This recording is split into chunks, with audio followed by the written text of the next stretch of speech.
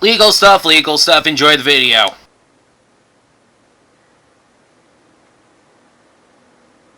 You know what?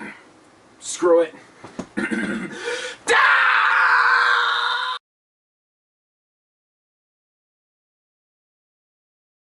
2019. What? Yeah, despite, Disney making all of this, the quality-wise, yeah, I got nothing. I mean, let's be honest, only 3 things were basically the things holding Disney over for the year, and we'll get to that eventually. I mean, there was some cool stuff that happened, like the dragon from Festival of Fantasy came back with a vengeance. I call it Phoenix Dragon now. But besides that, there was also stuff like a rabies warning, bees, and, well, let's be honest, not even 2020 was saved from the crudiness that was 2019. That literally happened days before filming, people. Movie-wise, well, it was mainly sequels and remakes. Not all of these sequels were bad, there were some good sequels. But then we have the remakes, that's a whole different story. So, it's that time of year again, people. It's time for me with a 2-parts review all of 2019. And probably the first month of 2020. My show, my rules, people. So for these, I'm basically talking about movies, animated TV shows, because I really don't care much for live action shows anymore. Mainly because I'm way beyond on stuff like Sydney to the Max or whatever.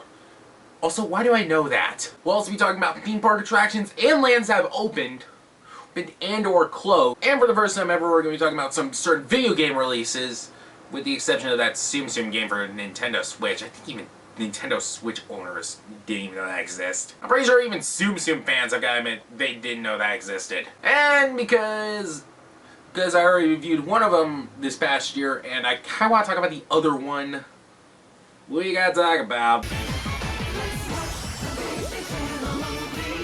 Not gonna lie, seeing that again made me very nostalgic for the 2000s. I'm praying this decade finally caters to us 2000s kids. I count myself as a 2000s kid even though I was born in the late 90s, but that's because I don't remember the 90s. Well, without further ado, let's do this. We're going to start off in January with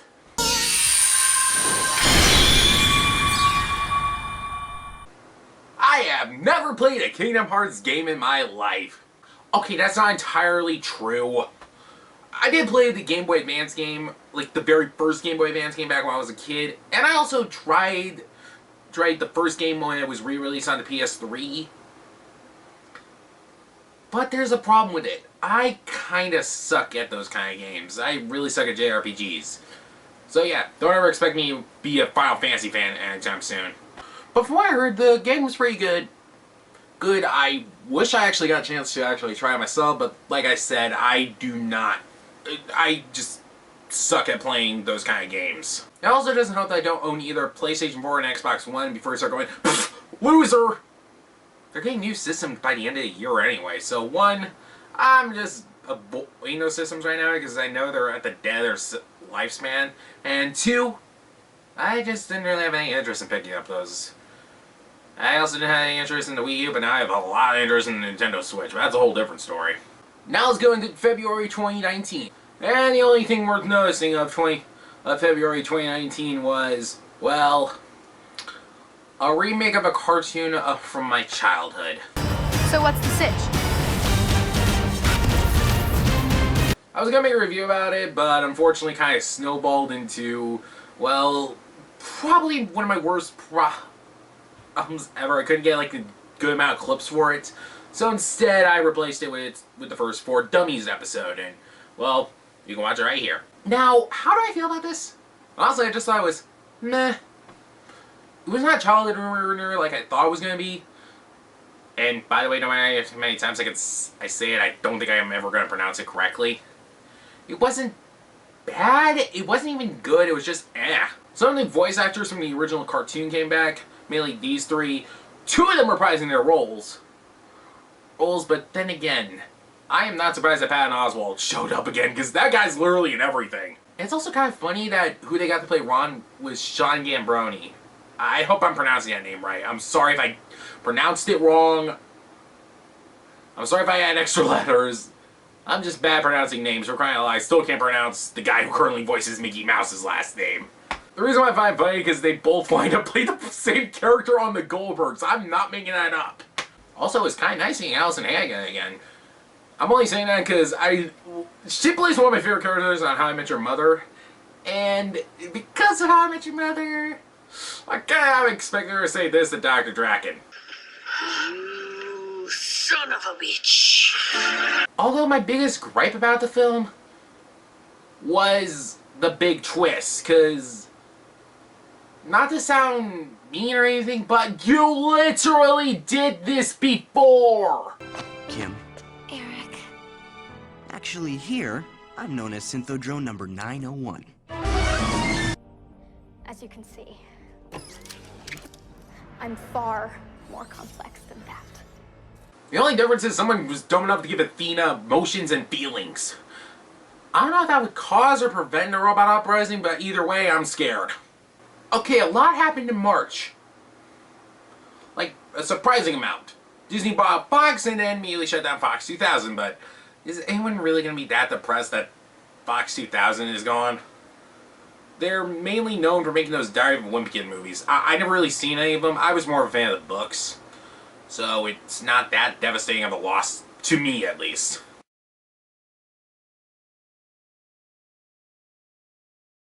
There was also this final season of Star Wars The Force of Evil, which I was going to make a video about and I did promise for July of last year, but unfortunately it snowballed into one of my biggest editing disasters ever. Like, really, really bad.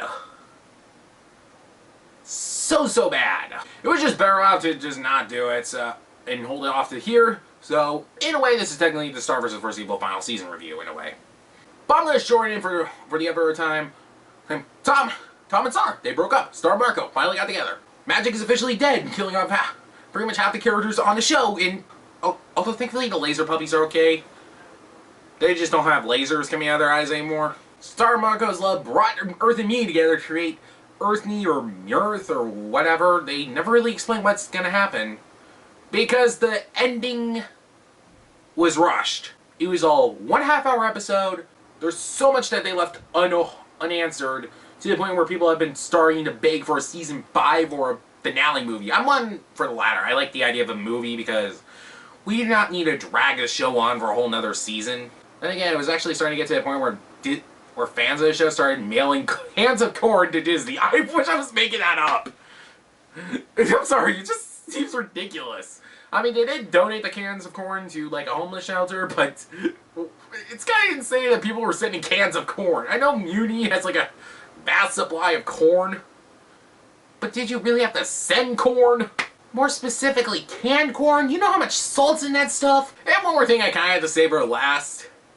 Doop. Oh, come on. He's real close. Oh, yay, an adventure! All right, let's get going! Yeah, I think you can take a wild guess why I mentioned Doop. It's because he's played by Justin Roiland. He was basically Star's first spell.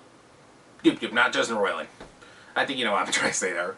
Unless my weird head canon's correct, and that's technically not Star's first spell, and that's just Morty in broom form because Rick called dibs on the pickle. I'm Pickle Rick! Also, in March there was... Okay, I'd rather get through this one quick because I got better things to talk about from March. Lightning McQueen's Racing Academy.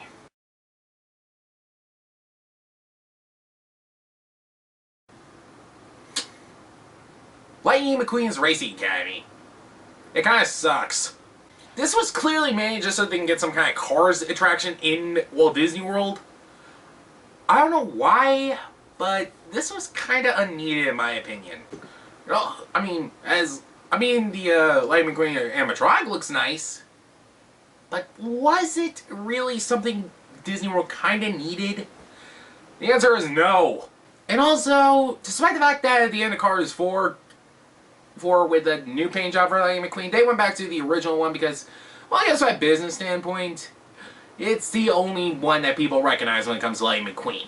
But, yeah, Hollywood Studios has basically become the Pixar park for Disney World. I mean, yeah, there's some small Pixar-ish attractions in the other parks, mainly one per park, like there's the Finding Nemo ride in Epcot, that Buzz Lightyear ride over in Magic Kingdom, and of course it's Stuff to Be a Bug in Animal Kingdom. But Hollywood Studios, it's mainly a Pixar park right now. There's the whole Toy Story Land, which I reviewed last year. There's this new Incredibles theme show area, which I didn't even want to talk about because there was nothing of interest there. And now there's Lightning McQueen's Racing Academy. There's just a lot of Pixar at Disney's Hollywood Studios right now. I'm not complaining, but actually, that's it. I'm not complaining. Okay, now for what I really want to talk about in March.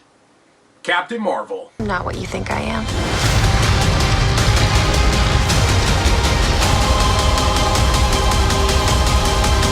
So this is the first female-centered MCU movie after the last, pretty much every MCU movie up to this point was mainly male-centered. I mean, with the exception of Guardians and the Avengers movies, but that's a whole different story.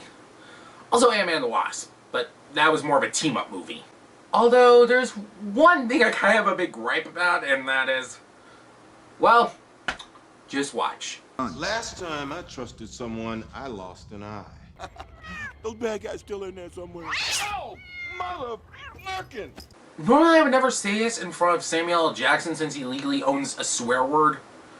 But, Drama Queen! Also in March. I'm not gonna lie, this Dumbo was pretty bad. I didn't even pay money to see it. I saw it for free on Disney Plus and I still felt ripped off. And I say that with a lot of movies I managed to see for free.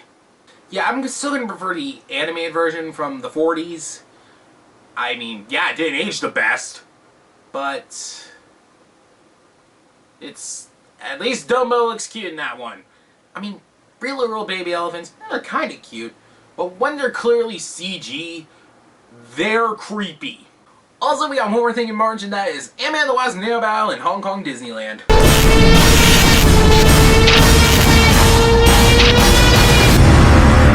I have never been to Hong Kong ever in my life. I will someday, but right now, well, with the way the world's going and the fact that I have, like, no money to afford a ticket to Hong Kong, from what I saw on YouTube, it's an okay shooter ride. It's Marvel's first shooter ride, actually. And unlike the Iron Man Experience next door, who couldn't get RDJ to do Iron Man, they actually got Eventually Lily and Paul Rudd to reprise their roles from Ant-Man and the Wasp for this attraction. Why couldn't they get RDJ? Well, maybe there was a reason. He said maybe he asked for too much. That's possible, honestly. And I'm just gonna say this right now. I'm hoping for when that new Spider-Man attraction opens up this summer. Remember, they actually are able to get Tom Holland to do Spider-Man. Okay, let's go into April because, well, one thing we gotta get off first. It's a documentary about penguins. Do I need to say more? Filler Magic opened in Disney's California Adventure during the space that used to be housing Muppet Vision and then Frozen Sing-Along. It's slightly downgraded, but slightly upgraded at the same time. Like, it's downgraded from one over here in the East Coast at Magic Kingdom, but it's slightly upgraded from the clone over in Paris.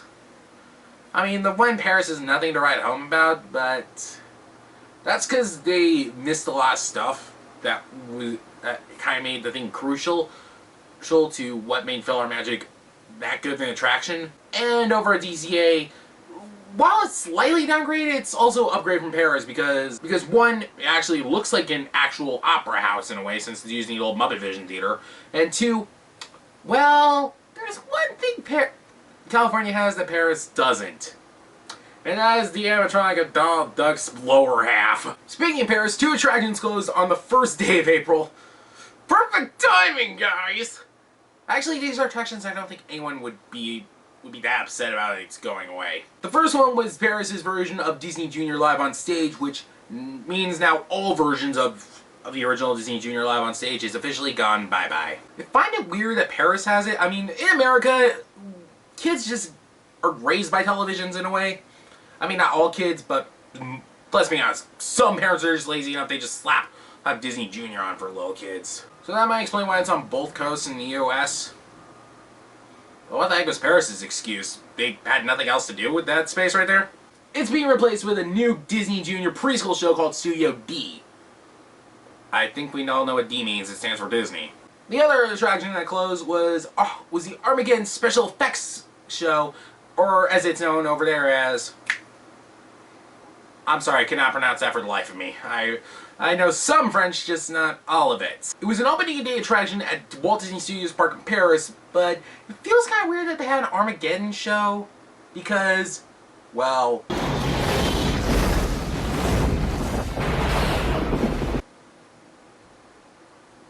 Ugh!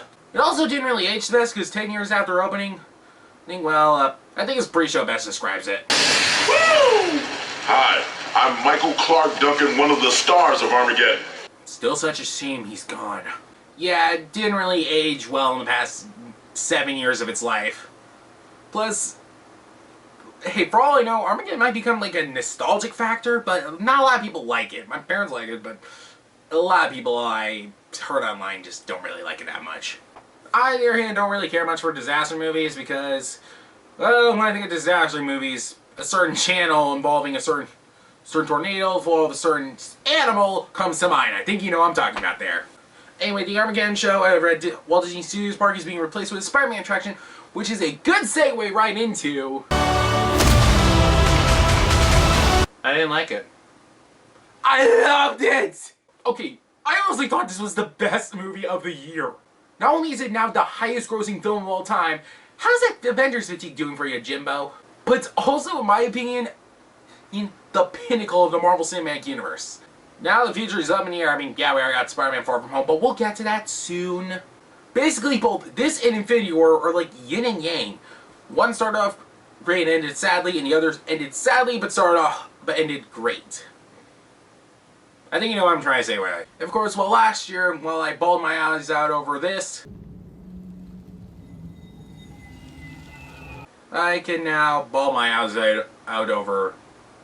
And I am Iron Man. Don't worry, Tony Stark. You'll be with us forever. We love you 3000. Oh, and that was not the only death that happened. Great, now because of this, her upcoming movie is going to be a prequel. This is ridiculous. Language. That! You can't say that to me anymore because, well... Let's go get this son of a bitch. Language!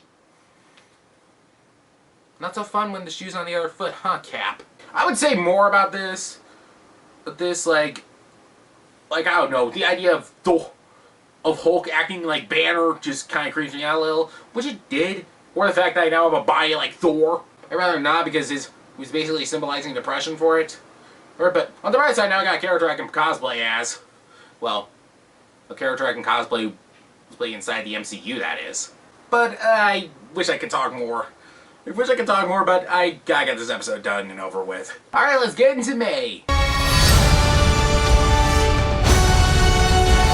Well, I was kind of against this at first, but after seeing it, I was like, well, it could have been a lot worse. I didn't really like it, but didn't really hate it. I just thought it was okay. I didn't like how Iago basically said nothing throughout the entire film. I don't understand why they had a character from Nassim Pedrad, other than to become Jeannie's girlfriend. And speaking of the monkey turned elephant in the room. Excuse me, boy, where's your boss? Well, I feel sheepish. Yo, actually, I would be more scared by that if it weren't for this.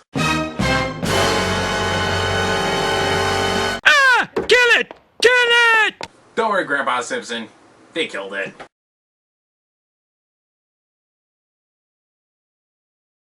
And this is another example of Disney casting actors who can't really sing in singing roles. Remember Beauty and the Beast 2017? Well, they did that again, but instead of the princess, it was with Genie. I do believe Will Smith is a good actor, but as a singer, well, there's a reason why he rapped the theme song to Fresh Prince of Bel-Air. Oh, speaking of the princess, at least this time, they got one that can sing, and that is But that's because I remember Naomi Scott from a little Disney Channel original movie called Lemonade Mouth. So, yeah. I already knew she could sing to begin with. The guy that played Aladdin did a pretty good job at singing as well. Not the best job, but hey, at least this time they both casted actors who could sing and do the acting parts as well. That's always been a weird gripe with me when it came to the Disney's Renaissance, but I don't want to talk about more of that right now. Or ever.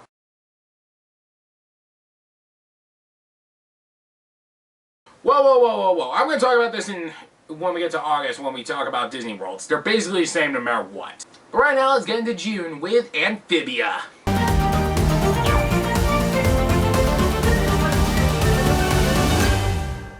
Amphibia, created by former Gravity Falls director Matt Brawley. It was mainly about a Thai-American girl named Ambu Choi. So living in a world full of frogs, and I'm not gonna lie, this is actually pretty good. I instantly fell in love with the show. I fell in love with the characters, I fell in love with their designs, I fell in love with the backgrounds, I fell in love with their voices. And before I ask, why their voices? Well, tell me if Anne sounded a little familiar. Got ya! Thought you got the best of old Anne, eh? Well, you didn't. Yay me! That's right, that is Brent, the song from Sweet Life of Zack and Cody / Sweet Life on Deck.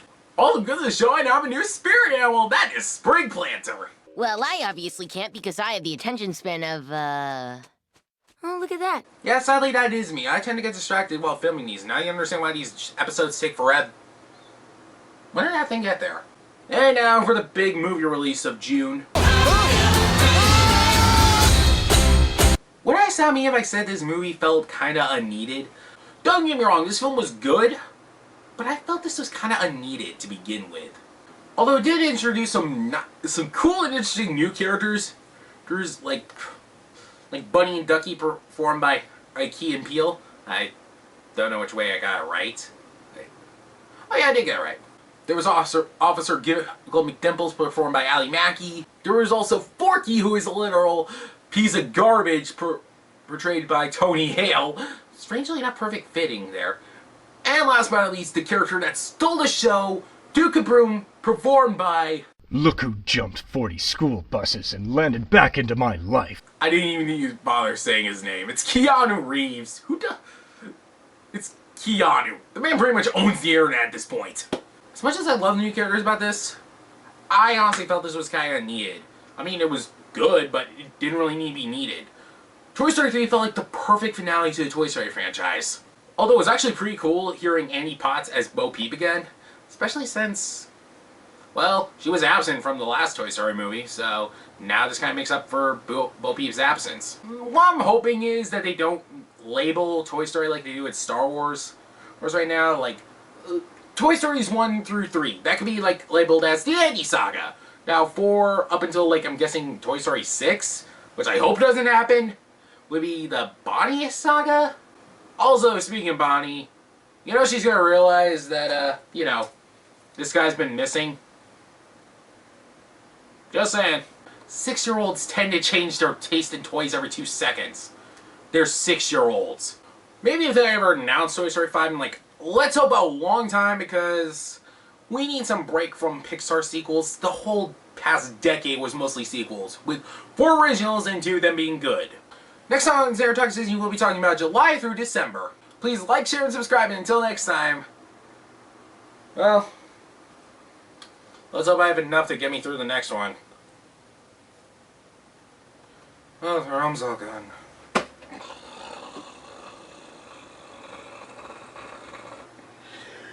Well, I'll see you real soon.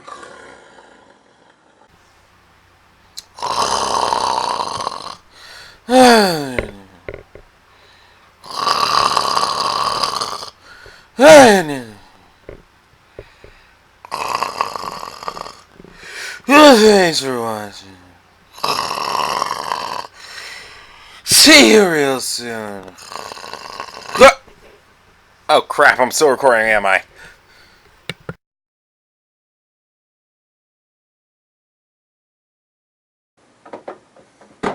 Yeah,